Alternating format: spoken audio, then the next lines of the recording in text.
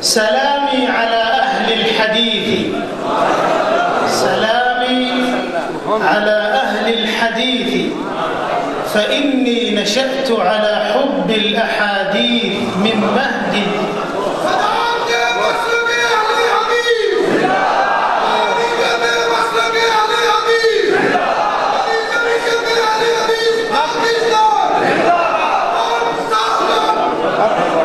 سلامي على أهل الحديث فإنني نشأت على حب الأحاديث من مهدي، هم نشروا في الكون سنة أحمد بلا صدر منهم فيها ولا ولد.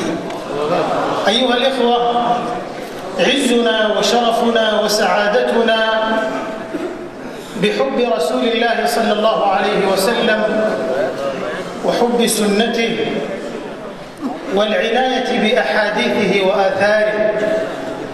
يقول الإمام أحمد رحمه الله عن الفرقة الناجية: إن لم يكونوا أهل الحديث فلا أدري من.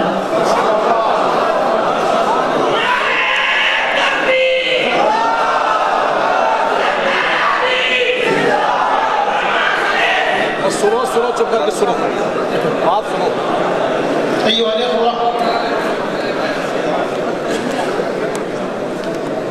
إن جمعية أهل الحديث المركزية من الجمعيات الرائدة ليس في مستوى باكستان فقط، وإنما في العالم الإسلامي كله، بل في العالم أجمع. زرت أمريكا وزرت بريطانيا وزرت أماكن شتى في العالم، فوجدت لأهل الحديث دعوة، ووجدت لهم مساجد، ووجدت لهم نشاطا يشكرون عليه.